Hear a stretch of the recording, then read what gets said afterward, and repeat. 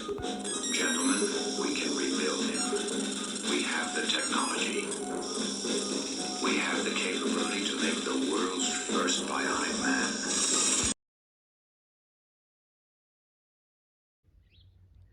Hello, YouTube. Yes, I'm back at the farm after an extended absence from surgery. I've been back here for a couple of days, puttering around a little bit. My critters were well taken care of while I was gone, so I didn't have to worry about that. I'm not at a 100%. Surgery was 7 weeks ago today, and normally it's about an 8-week recovery till you can get back to work. But I'm here, I'm putting around. The instructions my doctor gave me was essentially, you've done this before, don't do anything stupid. So I think that gives me quite a lot of leeway. But yeah, I'm not moving very fast yet, but it'll come. Yesterday I did put the knotters back together on my New Holland 316 square baler. I didn't make any video because I wasn't moving very fast. Basically, it took me the better part of the day to do a job that should have took a little over an hour, but that's how I'm rolling right now. I did take a few photos, and I'll insert them here.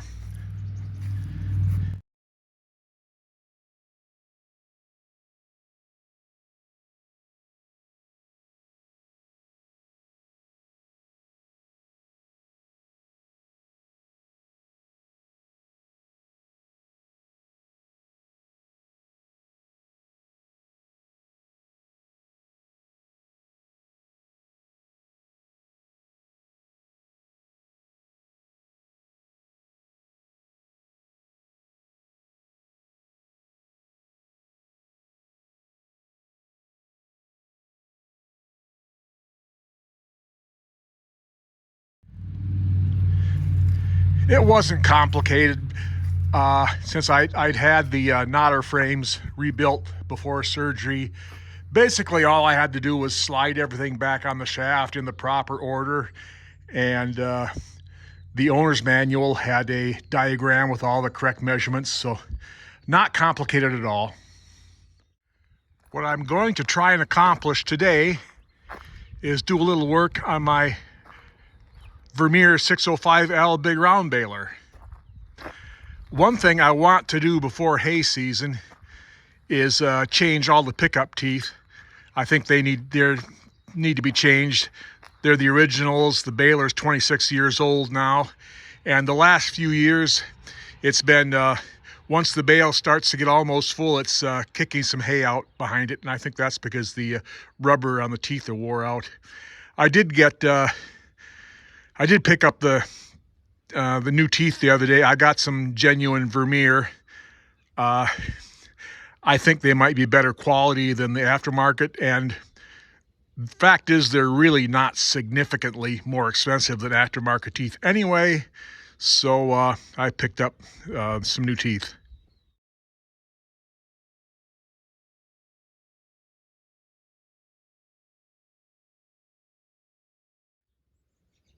I'm not going to try and change the pickup teeth today. Frankly, I don't think I'm capable of doing that physically just yet, so I'm putting that job off for a couple of weeks at least. The other issue I want to address on my baler, now these 605Ls, the net wrap system on them is a little fussy under the best of conditions, but mine has been getting a little fussier over the last couple of years, and I think what the issue is,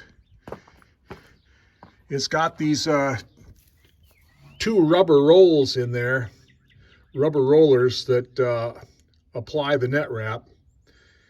And as I said before, this baler is 26 years old now, and these rollers have gotten they're rubber rollers, and the rubber has gotten hard on them, and I think they're not gripping the net wrap as well as they used to.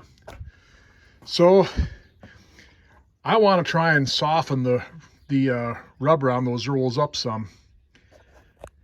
Now, after doing a lot of digging around on the interwebs, And it looks like the consensus is about the only thing that really works well to soften up old rubber is a mixture of 3 parts isopropyl alcohol and 1 part wintergreen oil. So that's my plan. I'm going to take these rollers out here, and when I put them back in, I'll put new bearings on. There's a bearing right there that's starting to look a little sketchy anyway. And soak them for about a week, which is what people seem to think they was required to do the job. So yeah, we're making a science experiment. Now I hear what you're thinking. You're thinking, but Farmer Pete, filling a tub big enough to submerge these in that mixture is going to be prohibitively expensive. Now the answer, of course, is that you don't need a huge tub to soak them. What you need is a cylindrical vessel whose inside diameter is slightly larger than the outside diameter of these rollers. Like, for instance, 3-inch PVC. So I have cemented a cap on the bottom end of this. What I'm going to do is slide a roller in.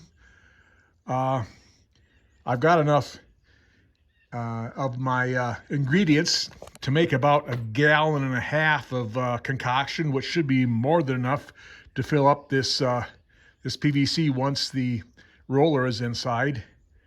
Then stand it up in the corner of the shop and let it soak for a week, and then do the other one. So what I hope to accomplish today is to get those rollers removed. That's probably about all I'll accomplish today, and I'm not going to video that because I intend to make a separate video on attempting to soften up the rubber on those rolls, which probably won't come out for a couple of weeks because it'll be a week soaking for each roll. So I'll be looking at that sometime in the future. I don't know when the next video is going to come out. I've still the main thing I want to get done besides start this science experiment is I've still got 6 loads of big round bales I want to get hauled off to the hay auction in the next couple of weeks, so that'll keep me busy. But anyway, I'm back at the farm, and not back to 100%. I would say I'm probably like 70%, but I'm going to get there. If this knee turns out as well as the other one, I'll be very happy. Anybody considering that's been told that they need a knee or hip replacement, I can tell you that it's really a life-changing event. It really makes a big difference. The only caveat I would say is that you don't just have surgery and sit around waiting to heal. The recovery is hard work. There's visits to physical therapy, and you have an exercise regimen you need to go through 2 or 3 times a day. It really is hard work, and you have to put in the work if you want the good results. But I'm happy with mine, and looking forward to getting healed up completely in the next several weeks. And we'll shoot some more video whenever we, yeah, I think she's happy to see me back at some point in time. So whenever that happens, we'll see you then. So until then, have a good day.